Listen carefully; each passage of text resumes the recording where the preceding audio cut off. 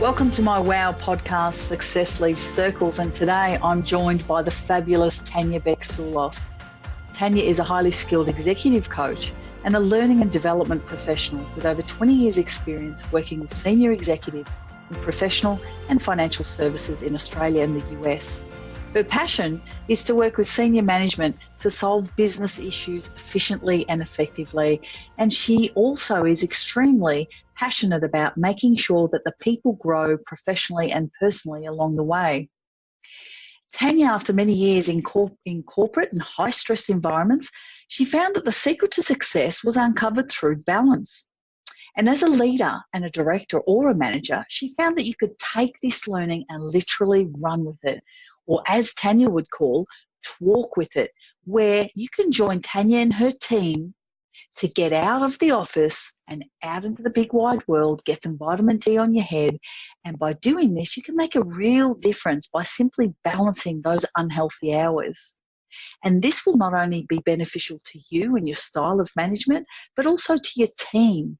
And it will thrive and help people thrive, not only through the work and the collaborative work, but also through their personal lives. This is going to be such an interesting podcast. I can't wait to get started with you, Tania. Welcome. Tania, welcome.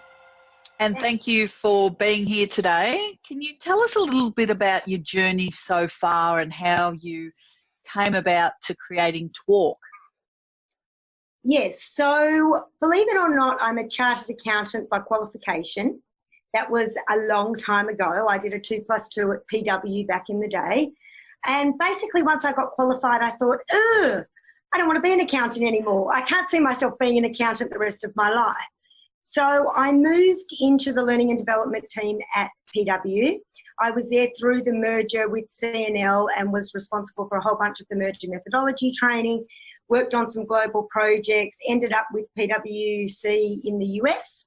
And after I left the firm in the US for life reasons and having been diagnosed with a stress-related disease, I decided that I needed a bit more balance in my life. So I set up Redroo Consulting. So I basically did the same thing as what I was doing for PwC, but as a consultant, which suited me much more because I had much better work-life balance. It was on my terms and conditions, so I was just much happier in general. I didn't have to travel as much. I could work the hours that I wanted to. I could get to the gym when I wanted to. And I didn't feel like I was owned by the firm. So that really worked well for me. Then I moved back to Australia and I thought, what am I going to do? What am I going to do? Anyway, I caught up with my network and believe it or not, Redroo Consulting continued. And I just managed to get a few different contracts and a lot of facilitation work in the leadership development space with all of my old contacts back in Sydney.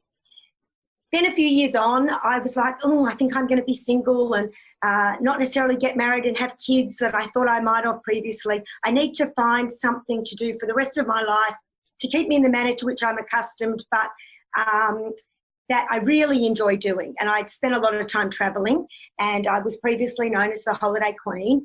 And I love that. And I've been cycling Tuscany, and you know, when you bike ride and you have these little Vietnamese kids come running from the villages out at you, you think, that's the experience that I want to create, but in Australia. And I didn't think that any of our tourism companies really had that local feel to them. So I wanted people to discover the real Sydney, and I set up an adventure walking company, as you do. And that was great. So we then had Redroo Adventures. And I did that for a couple of years, and then I got married, and then I had kids. And then I decided that that's not a very family-friendly business. So I had my kids, and that's great. They're now both at school. My youngest has just started kindergarten. And so I said to my husband, it's time for me to get back into doing what I love doing. And he looks at me and he's like, well, what's that going to be? And I said, I think I'm going to combine Redroo Consulting and Redroo Adventures into a new company, which we've now branded Talk. And basically it is leadership development, executive coaching and facilitation, but in the great outdoors. So it's combining my two passions of helping people in their corporate lives, but also living and breathing the fresh air and getting the vitamin D from the sun and getting exercise and getting the endorphins and getting all the goodness that we get when we're not in an office 24/7 and we're not under the pump all the time. And I've just found that talk, gives people that permission to get out of the boardroom, to get outside into the sunshine and to really let their guards down and talk about the real issues that are bothering them, both in their professional lives but also in their personal lives. And talk has allowed them to let go a little bit. And by being outside, they are letting go. So whether it's walking, hiking, cycling, stand-up paddleboarding, playing golf, playing tennis, whatever that outdoor experience is that we're allowing our executives to engage in, we just find that the barriers to the conversations that we previously had have just broken down so much further. And it's like we're now creating this talk movement with movement. So we've got this, following now, because people like the fact we're outside and they like the fact that we can do what we did before, but in a much more informal way. And people are really engaging with that. And I think really what they're engaging with is the sense of well-being and the fact that everyone now is recognising how important well-being is to us.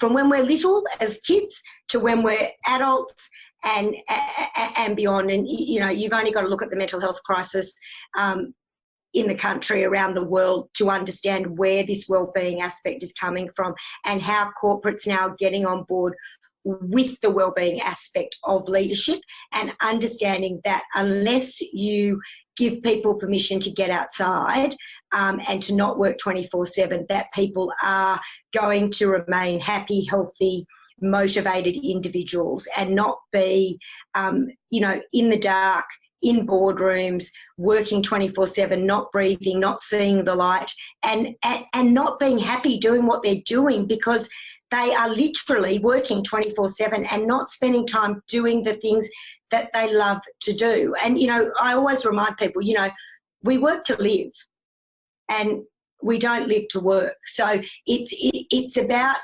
doing the stuff we love doing, and it's about spending time with family and friends. And we don't, yes, we're family and friends in an office environment, but we all have family and friends outside of the office as well. And it's about how we engage with them and how we make time for that and how we get this true work-life balance. And what a simple concept. Get outside. It is. And then I guess the other thing about it is walk the talk to thrive is, yes, about getting outside, but it's also about leaders really demonstrating how they're leading and really walking the talk. So don't just talk the talk. Don't just talk about flexibility. Show me, demonstrate to me how you are walking the talk, how you really as an organisation are flexible, are diverse, and put your money where your mouth is and demonstrate how you're doing it. So you don't need to talk the talk, you need to literally walk the talk. So that's the other thing I love about talk is it's about walking, it's about talking, it's about being outside, but it's actually about demonstrating the way that you're leading organisations as well. And you've hit the nail on the head. I mean, that's so powerful because there is a lot of talk, isn't there? There is a lot of tagline. We are diverse, we are flexible, all of the promises and all of the, I guess, the words that get bandied around to attract the best of the best. But is it real? Yeah. Is it real? And you're saying, it's about leaders making it real through talk. It is. And you've only got to look at the recent Royal Commission to really understand that and look at the findings there and now look at how that leadership of the financial industries is changing and how we're now putting pressure on those leaders to really demonstrate how they're changing and how they are meeting the requirements of the Royal Commission as opposed to this mask or whatever this is that we wanted to say has happened for the last however many years in the financial industry, and how they have got away with what those findings were and how we're now going to change that and change that for the better, but how these organisations are truly going to demonstrate that change and have their customers believe that what they're now getting is what they deserve to get in the past and now. moving forward. And how timely for your business. How timely. Yeah, couldn't have come at a better time. I mean, in terms of the evolution of man and how we work and who we are, and trying to find that balance between technology and I guess humanity. I've often say that technology's gone so far in that we can't keep up. As humans, I'm not sure we're designed to be aligned with the technology that's going at 100 miles an hour, but what you're doing through Talk is actually facilitating that. Yeah, absolutely. And, I look at our kids and I look at the fact that they're on iPads, as often as you let them be on technology, they are on technology. And, I'll never forget having a dinner party with teenage family of mine, and they literally were texting across the table to each other. And I hear about that. What has the world come to? Well, I'd heard about it and didn't really believe it until it was happening in my dining room. And I thought, seriously, guys, put the phones away and have a conversation, because we are human beings and we need to interact. And, we are very good at hiding behind technology, and I can read a lot of documents, I can read a lot of emails, and a lot of messages get mixed when we use technology. And yes, there are tough conversations to be had in business, but you need to have them, and you can't hide behind a computer screen to not have the challenging conversations. And that's what we at Talk are all about, is about that engagement and about really talking through the issues. And again, it's also bringing other lifestyle elements into your leadership style. So we are very big on finding out what you're passionate about and getting you to do the thing that you are passionate about. One, it breaks down boundaries, but two, whether it's yoga, whether it's meditation, whether it's mindfulness, mindset, all of these things are really important to how we operate on a daily basis. And by looking more at these well-being aspects and not technology aspects of our daily lives, it's a combination of both. We are all human. And I, had a classic week last week. I have a massive presentation on Friday to a new client. And of course, I get the kids to bed at 8 o'clock and I go to finish my presentation and my laptop does not turn on. I am like having a nervous breakdown, but I'm trying not to swear at my laptop and going, come on, you can work, you can work. But it just shows how reliant we are on technology. In the end, I couldn't turn my laptop on. I didn't have a backup of it, about the only time I haven't put something on Dropbox.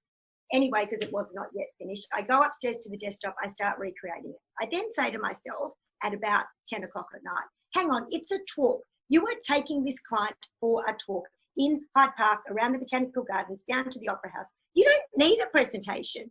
You just need to talk her through what the solution to the issue is. You can send that as a follow-up or as the proposal or as wherever this conversation is going to go. You do not need a presentation to convince her that they need talk. So as it turns out, I went and talked to her on Friday around Hyde Park, Botanical Gardens and the Opera House. And yeah, you know what? She's completely on board. And I think, hopefully, fingers crossed, 90% sure that she will be a new client. And isn't that great? I didn't rely on technology and I didn't need the technology that failed me in the first place. But somebody, some higher being, whatever, was telling me, you don't need the technology. Don't hide behind technology. Just do what you do. And what you do is talk. So go and talk the talk and get the job done. And so that's, what happened. But your passion just comes through so much while you're talking and while you're saying that, and you were saying that you try and find out what their passion is, but you're so passionate about this. So tell me about your journey so far as following that passion or always having the clarity around that passion. How did it come about? When I lived in the States and I had this stress-related illness, I ended up in Northwestern Hospital in Chicago, which is a teaching hospital. And so you get seen by the interns before you get seen by the real doctors. And I had an intern come into the room to tell me that I had stomach cancer. And I think that was the pivotal moment in my life, because I think having seen my life flash before my eyes, I think you walk away from that experience of 2 weeks in hospital, ringing the partner that I reported to saying, I withdraw my resignation, I need my health insurance, I am in an American hospital. From that conversation to being told I had stomach cancer, to having a very good friend who was a paediatric surgeon over there at the time who was managing my care, getting on the phone to my mother to say, she's going to have surgery, it's time you get on a plane, this is beyond my friendship, friend, this is beyond my line of friendship. Yeah. This is serious. I think that you get through that period of your life and you literally live for the moment. And look, I'm super lucky, knock on wood, that I have had no other symptoms or issues with that disease that I was diagnosed with. It can be a life-threatening disease and it can be a very hard disease to live with. But I have, knock on wood, not had any symptoms subsequent to that surgery, dealing with the infected part of my intestine that was bleeding. But I think that's where my passion comes from, because I think I left that, or maybe it was the start of a new journey for me that was very much around live life for the moment. And I know it's really cliche to say that, but I think once you have seen your life flash before your eyes, it gives you real purpose and it gives you real direction, and it gives you something that you want to make a difference. You want to make a change that people are going to remember. And, I've always been someone who loves people. So my whole life has been about getting to know people, learning what makes them tick and staying in contact. So people say to me, I won't have seen them for 10 years, but I'll go up to them and say, hi, Tania Beck, or Tanias Soulos, I now am. I met you at X, Y, and Z 10 years ago, and they'll be like, yeah, you did. And I'll tell them one fact about that event we were at, or one thing they shared with me at that event. And they'll be like, how do you remember that? I don't know. I just do. Okay. So I did at school have a photographic memory, and now I have a photographic mind when it comes to people. And so, don't upset me because I won't forget. But again, it's about the engagement, and it's about getting to know someone, and it's about finding that common connection. So again, at Talk, my team, I'm very solid on our 4 pillars or 4 values, which are connection, collaboration, trust, and passion. And they are 4 things that I have lived and breathed and are probably my personal foundations and values, but now Talk's values, and both from a team perspective but also from a client perspective. And I'm really open with people that I say, unless you really believe in these 4 values, if we're not aligned, I'm actually quite happy to not do business with you. And people are like, what do you mean? And I'm like, that's powerful. I just feel that we need that connection. We all need to be singing from the same song sheet. We all need to trust one another. And yes, I do love passion. We need to be passionate about what we're doing. And if we don't have those common elements, then we're not going to succeed. And I really want to work with people, individuals as well as businesses, that want to create that change, that want to make a difference and want to be remembered for whatever it is that their journey is about. And I'll happily take anyone on this journey, and the team will join you on this journey. But it is about making a difference, and it's about being passionate and driven and motivated by what we do. That's brilliant. It's brilliant. And I love your conviction from that point of view of being so strong in those 4 key pillars and your values, because that's not an easy thing. I was just having a conversation with a client before and talking about understanding 3 key questions. Who am I? What do I want? Why do I want it? And you'd think that by a certain age you would work these things out, right? It's just a given that people assume they know these things, but I actually mentor people on those things, and it's much the same as what you're saying about the connection and the collaboration and the trust and the passion. Love those words without a doubt. So talk to me about, you said you loved people, and it's clear in the way that you speak and in the way that you connect. And photographic memory I love, because I have one of those too. It's really good for exams, isn't it? For exam prep. It's great. Tell me about role models in your life. Has there been one or many? Has there been a standout? Is there one person? I mean, not everyone has the one person, but, you know, and has there been different people throughout your life? Can you share some of those with me? There's a couple of rock solid people. One of them would be my father. Probably doesn't even know this, but so he was an entrepreneur from, you know, day dot. He owned a pharmacy or owned pharmacies as we were growing up. And, you know, he was a very driven business guy and he was very successful in what he did. And I think having seen him lived and breathed the pharmacies for my whole childhood, and for him to have been in that business every day, pretty much 363 years, you know, 363 days a year for, you know, the 25 years that he owned those pharmacies, I think shows you that you can do really well and be really successful, but you do need to work really hard as well to earn that success. And there were some not easy days in running and growing those pharmacies, and a lot of it changed over the years, and it was a real retail market, you know, and he had sold out before the Chemist Warehouses of the world came along, and that definitely has changed that whole market as well. And I remember him having a conversation with me in my final years of high school of, well, why don't you do pharmacy, and why aren't you going to, you know, why aren't you going to take over these pharmacies? And he had the same conversation with my two sisters as well. And in the end, he pretty much said, you know what, you don't want to do it because the government laws are changing around prescriptions even, let alone to do with front of shop. And yeah, I don't know that it's going to be really a good career move. And that's really how I ended up in accounting, because I really didn't know what I wanted to do. So that was a really good grounding for anything I then was going to go into. And, you know, I did really well in the HSC. I could have done anything.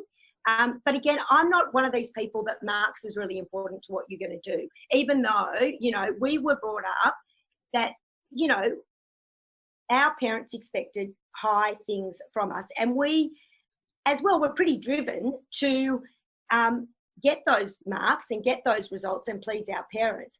But it wasn't about pleasing our parents. It's about finding something that you do love and breathe, and that's something that I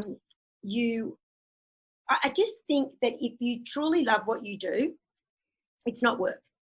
Of course not. And we spend so much of our time working that I have been in jobs that I haven't enjoyed. And I've worked with clients that I haven't enjoyed. And it affects you as a person, physically, mentally, just everything. And it's just amazing how different you can be when you love something versus when you just do something. And I think that was what my father showed me, was how when you lived and breathed something 24/7 that was your own, you really needed to enjoy it. And if you didn't enjoy it, there was no purpose. And his whole thing was about the customers. And he, you know, was a great advocate for customer relationships. And if ever I've learned anything about the customer is always right, it's from my father. And, you know, I remember, you know, having very funny conversations with him about dear old little ladies that would come in and presents they would give him at Christmas, and, you know, and then we'd have him calling the cops because someone had stolen condoms, you know, like, and he put little, you know, tickets on the condoms just so the alarm would go off and someone had chased them down the street, to teach those teenagers a lesson that you don't shoplift. We don't care what it is that you're stealing. This embarrass you, and to teach you a lesson never to shoplift, regardless of what the item is.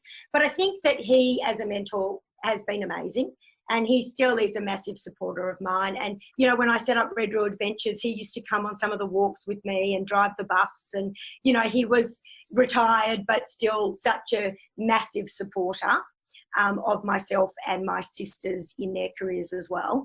And then I think professionally, I probably have to thank Anne Wickham, who's an old boss of mine who now lives in the UK, but she really took me under her wing when I first moved into learning and development. and she was responsible for getting me my job with PwC in Chicago, and she employed me for one of my consulting gigs first up. And I think I just learned a lot from her professionally and as a mentor. And she taught me a lot of working for a big professional services firm, you know, a little bit of how to play the game and all of those things that in a professional sense really are important to you. And then I have a lot of other mentors, probably old PwC people. You know, Patty Carney would be another one. She's a female partner there who did a stint in learning and development when I was there. And to see her as a female come in and out of that area, and now seeing her as a female partner on the board of PwC, I think shows you that you can do a lot of things, and that and she's, you know, just a super intelligent, driven, amazing person. But again, it's watching those people and learning from their experiences and seeing how they grow and develop as people, and you know, and how they then balance having kids as well. I think it's really important as a female role model and mentor, to see that you can sort of juggle it all and do it all. It's not easy, but yeah, it's possible. So yeah, I think there's a few different people. I've only, you know, selected a handful there. There are plenty more who have helped me on my journey. Melissa Johnson, who's in Singapore, and, you know, other people. But yeah, it's been, yeah, I'm lucky. I've got a lot of amazing people in my life, and yeah, I've built great relationships with them. So let's talk about the kids. Let's talk about the career, the kids, the family. How did you, being a career girl, how did you transition into motherhood? Maybe that's not the right word. How did you find it, really, openly and honestly? What did you think when you had your first child? Were you like me that went, oh, right, something I can't control? Because I personally struggled. I was the typical career girl, had my kids late. And yeah, when they were young, I struggled in the early days a lot. And I'm always fascinated to hear other women's stories. And I know you're open and honest, so I know you're going to answer this straight from the heart and straight as it comes out. How did you find that? And how do you find it now? Has it got easier? Was it easy the whole time? Just what was your experience? Okay, so parenthood is never easy. I mean, I was lucky in that I have got a very supportive husband, and I'm lucky because he is the career man of the household. So there was never any pressure on me going into being pregnant. There was no expectation that I was going to have X amount of time off work and that I would go back at Y and that my maternity leave would be whatever and we needed. He was very open to me doing whatever I wanted to do. And I could be a stay-at-home mum if I wanted to be a stay-at-home mum. But 8 years on from my first child, I need to use my brain. And you know, and that just is the reality of life. I love being a mum. I loved it when I was given permission to stay at home. And look, I was lucky in that I was late. I was a late starter when it came to motherhood, which was why I'd set up my adventure company, because I thought I wasn't going to get married and have kids. So I was a late starter, absolutely. But I had easy pregnancies. I played golf up to 8 months pregnant. I had a child that didn't sleep, my first one, but I didn't really know any differently. And it wasn't until the 9-month mark when Mark's like, I think you're going a bit psycho. I think we need to get a baby whisperer or someone that's going to help her sleep so you might sleep because you're driving me nuts. That I went, oh, okay. And we did that, and literally $250 and 2 hours, and my child was cured and then could sleep. I was like, right, we should have done that maybe 6 months ago. Was life-changing. And I had the same experience, but I wasn't that calm about the lack of sleep because I like my sleep, and that sleep deprivation just about broke me. Yeah, no, horrible. So by 9 months, Mark, you are getting to that broken point. And if we don't do something about it now, I think you're going to break me. Yeah. So we definitely nipped that in the bud, luckily. And to this day, she's slept ever since. So Same. for anybody who has children that don't sleep, I highly recommend a professional. So do I. Same. Tell you that they're coming in the middle of the day when you're going, but it's at night that I'm worried about. Just listen to them. She literally tied the sheet a different way, made the room black, and yeah, good girl, Maddie, go to sleep. See you in the morning, and slept right through. I mean, that simple. I mean, seriously. Anyway, it's mind-boggling. Yeah. When are you coming for number 2? When I have number 2, and she was like, yeah, 3 months. Anyway, needless to say, my second is a much better sleeper. So look, I'm lucky. I have got good children. I didn't have a great year with my daughter last year. I'm going to be really open and honest. She had a bad year at school. She got bullied at age 7. And then lost a lot of confidence and took on a lot of anxiety. And I, as the mother, you know, in hindsight, took on that anxiety as well. And I, as a result, I was living and breathing through my kids. And I don't think that's healthy for anyone either. So I think having come out the other side of that, and this year she's having a much better year, and the school has been very good at turning that around. I think, though, it was fair to say that I was anxious. I was somewhat depressed. I was, you know, just not the happy-go-lucky person that I was. And that probably made me realise that I needed more in my life than my kids and husband, and that maybe going back to work would be a good thing for me. And I think that's where my drive and passion and motivation has come from this year, and really getting talk off up and going. I said to Mark at the beginning of the year when Lockie started kindergarten, I said, I'm going to go back to work this year. It's time. I need to use my brain. I think last year was, and I need more. And he was very supportive. And I said to him, but I'm really busy. You know, I've got all these plans to play golf and tennis and go walking with the girls. And, you know, I've got this life to lead first, and I really want to enjoy it while I can. So, maybe this back half of the year I'll think about something. Anyway, I organised an International Women's Day event at the golf club. No one else does anything. I take it on as my little baby with about 3 to 4 weeks to organise this event, and basically decide that because I'm thinking about talk in the background, that we should just use this as a platform for a talk event. And so we basically did that event as talk, and we looked like a massive company who had been around for a long time. And yes, Redroot Consulting has been around for a long time. And you know, Tanis Soulos has been around for a longer time, and Redroot Ventures exists. But this was the first real event that was, you know, event management, golf, everything that we had been talking about really coming together as one. And that was the 8th of March. And we're now at, I don't know, what are we, June? Something It's around the 3rd of June.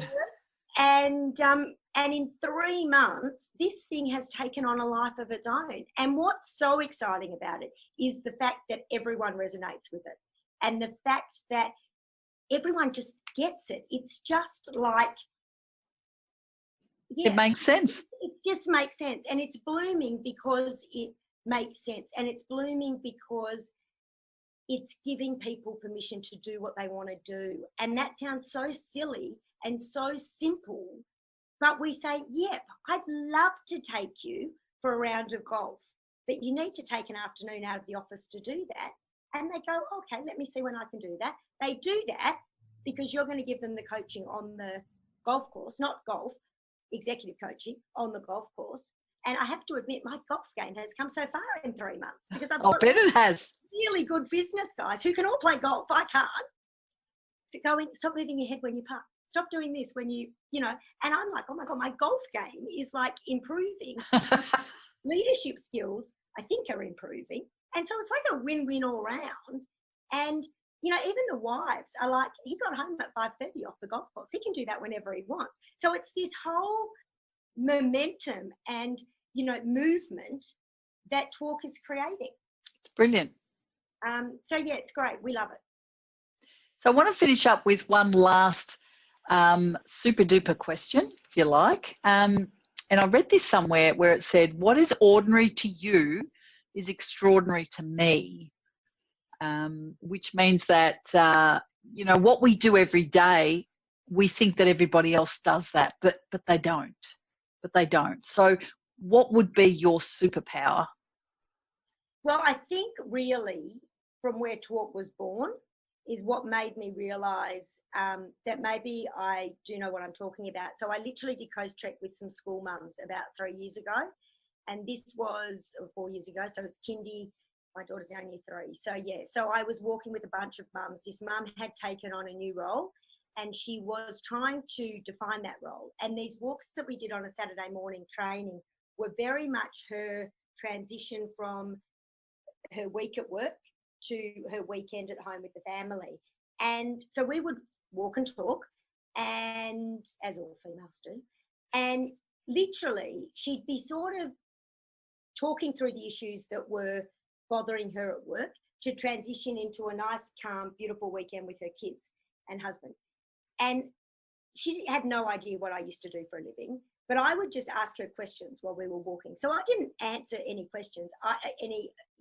She would just be talking, and I'd just say, well, what about this? Or what about that? Or in 3 years' time, where do you think that'll be? Or where do you see yourself? Or whatever the path was she was going on. And so I just sort of led her or steered her thoughts around, probably in circles more than anything, but I ignited thoughts. And it wasn't till about 6 weeks after we did Coast Trek that she rang me and she said, can we go for a walk on Saturday? I'm really missing our chats.